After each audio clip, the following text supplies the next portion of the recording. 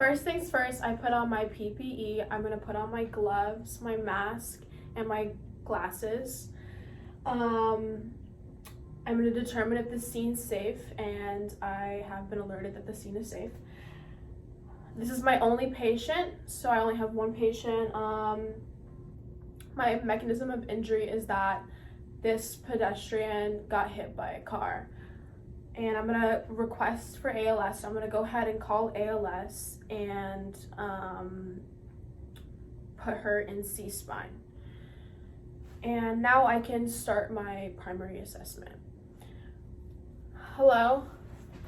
Hello? Hi. Hi, I'm Elena and I'm with the EMT. Hello? Hi. Hi. Hi. Okay, so now I have determined her level of consciousness. She is reacting to pain or verbal stimuli, and I can assess her ABCs. So I'm gonna assess her airway, her breathing, and her circulation. So since she is talking to me, I have determined that her airway is patent, and now I will be assessing her breathing. I'm gonna check your lung sounds.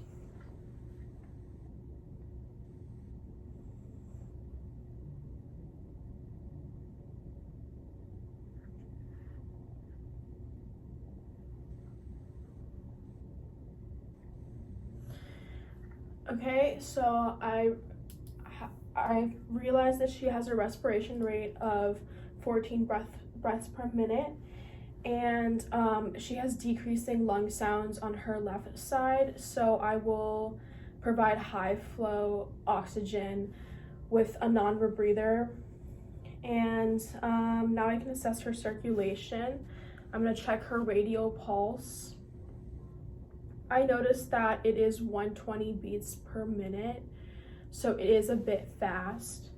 I noticed that there is an abrasion on her arm and there is a cut on her leg, but the bleeding is minimal, so I will worry about that later.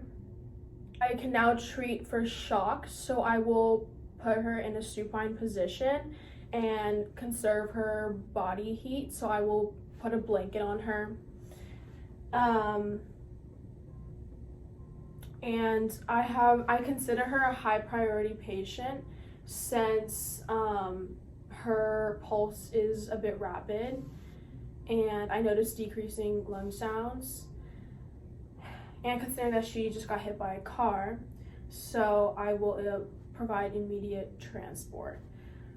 So now I can take a sample history since she is responsive to me. And I will be assessing her vital signs. Hi, can you describe the pain to me and your symptoms? I have pain in my left arm and my left leg. Okay. Are you feeling sore or? Yes, I have soreness. Okay. Do you have any allergies? No. Allergies to any medication? No. Okay. Do you take any medication? No. Do you have any pertinent past medical history or family history or anything No. that I should know about? No. Okay. Did you eat any food today? No. You didn't eat any food today? No. Okay.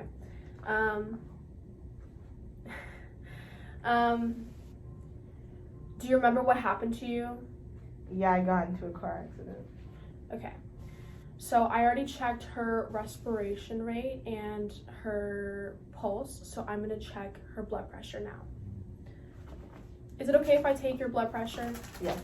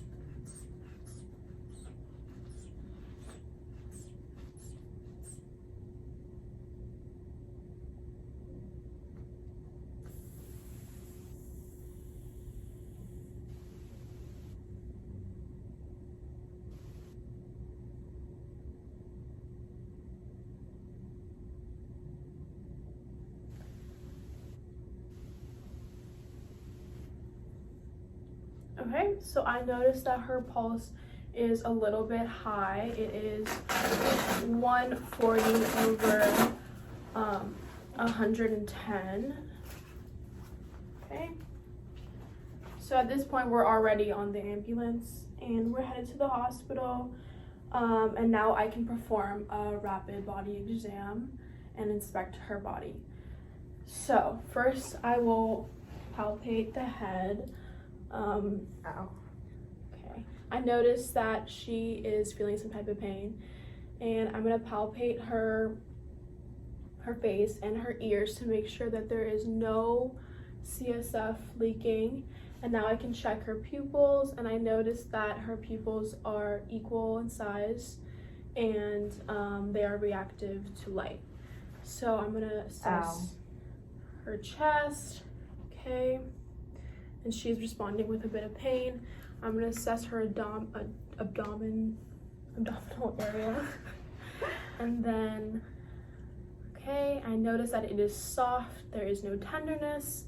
I'm gonna assess her pelvis and her genitalia, and then I'm gonna assess her legs. Ow. Okay, so she is feeling some type of pain in her legs as well.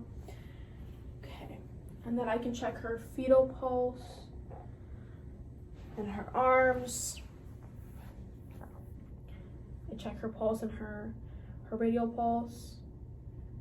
And I also check her neck to make sure that there is no tracheal deviation or JVD. And at this point, I can repeat my primary assessment and reassess her vital signs and check for any interventions that I've done, and then I can take care of the bleeding on her leg and her arm since it is a secondary injury. Yes, and now we're at the hospital.